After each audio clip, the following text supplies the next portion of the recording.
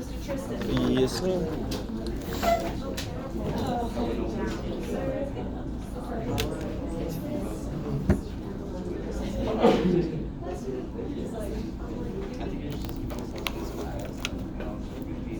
You got someone recording him, dude?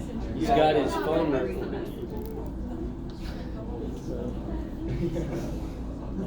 That's smart. All right. So, am I good? Okay. During the 2018 semester, or 2019 spring semester, I was diagnosed with obsessive compulsive disorder. This led me to research more about the disorder so I could piece together my diagnosis. And while this taught me a lot about my behavior, it also showed me how few people know what OCD is. According to a 2010 article, The Etymology of Obsessive Compulsive Disorder, the National Comorbidity Survey Replication, done by Harvard medical researchers Chu, Kessler, University of Pennsylvania psychiatrist Stein, and University of Cape Cod psychologist Ruscio, 2.3% of the population is affected by OCD in their lifetime. So chances are you will either meet, befriend, or possibly parent somebody with OCD. Therefore, it is important to know that OCD is a biological disorder of anxiety-enforced patterns which can often debilitate the life of the affected individual. The irony of OCD is that the disorder relies on patterns. These patterns act as the main foundation of the disease. These patterns start with obsessions, reoccurring, intrusive, and unwanted thoughts which often spark anxiety in the individual. Dr. Osborne, in his book, Tormenting Thoughts and Secret Rituals, details the four main categories of obsessions: fear, contamination, blasphemy, and lust.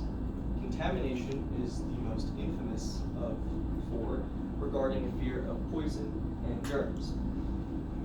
Harm follows suit with the fear of harm befalling the affected individual or a loved one. They can even get vivid images of themselves hurting another individual. Blasphemy follows suit with a fear regarding moral code and the fact that you may have broken one, and lust makes one question their own sexual motivations. A huge thing to note is somebody who obsesses about their sexuality is not homophobic, they're just afraid that they aren't who they believe they are, which is quite a terrifying prospect if you ask me. One way to view obsessions is similar to a Tourette's tic. Somebody with Tourette's cannot inhibit certain movements, while somebody with OCD cannot inhibit certain thoughts. These patterns are followed up with compulsions, small rituals used to temporarily quell the anxiety caused by the obsession. Dr. Osborne explains that while there are an unlimited amount of compulsions, the main types of compulsions are counting, cleaning, and checking. He also explains that some compulsions take place mentally with no outward symptoms, such as repeating a prayer within one's head. So these compulsions temporarily reduce the anxiety, causing a negative feedback loop. The reduction in anxiety reinforces the act, and before you know it, a concrete habit forms and dominates your day-to-day life. So I'll use a personal example. I have a heart obsession, so my main fear is some sort of brain damage befalling me. So a lot of times I'll worry about having a stroke. This will necessitate me to prove to myself that I'm actually fine in the form of awkward facial movements, eye darting, blinking, or repeating the phrase, "You are okay," under your breath.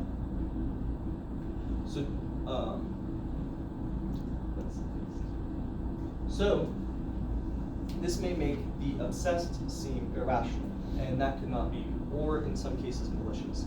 That could not be further from the truth.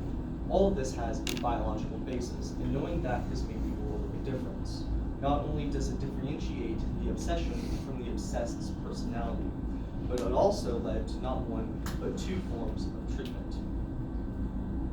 So, in Discovering Behavioral Neuroscience, an Introduction to Biological Psychology, 4th edition, by Freberg, the biological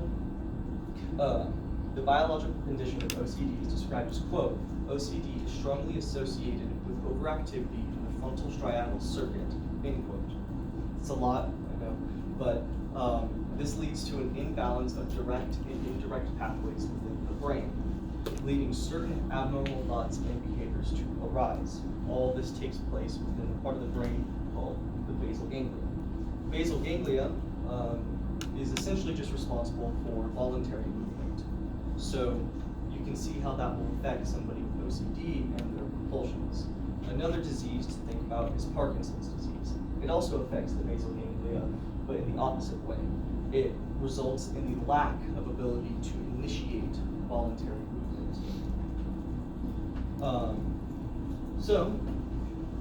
Knowing this has really done a lot in terms of the self-perception of somebody with OCD. Dr. Osborne explains that in the past, somebody with OCD, or psychologists like Freud, would tell people that obsessions are the fault of unconscious issues. This meant directly that it was the personality of the individual that was at fault and not something in the brain. This led to intense self-hatred and guilt among people with OCD, especially those who would get vivid images of them hurting another person. They thought that they were wrong, not their brain. That's a huge, important differential. Freud's theory stuck though, and set back treatment for a long time. Fortunately now, treatment exists in the form of cognitive behavioral therapy, CBT, or medication.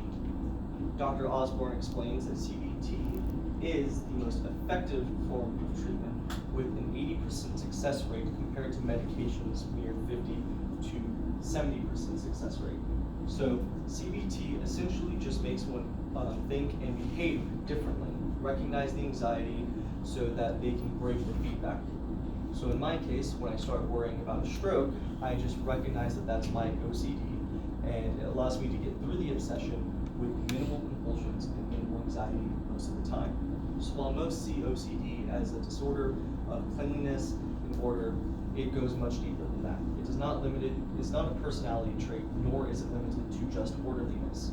It's a biological disorder of patterns via obsessions and compulsions. But thankfully now, a safe and effective treatment exists in cognitive behavioral therapy so many people can live a better life. Thank you.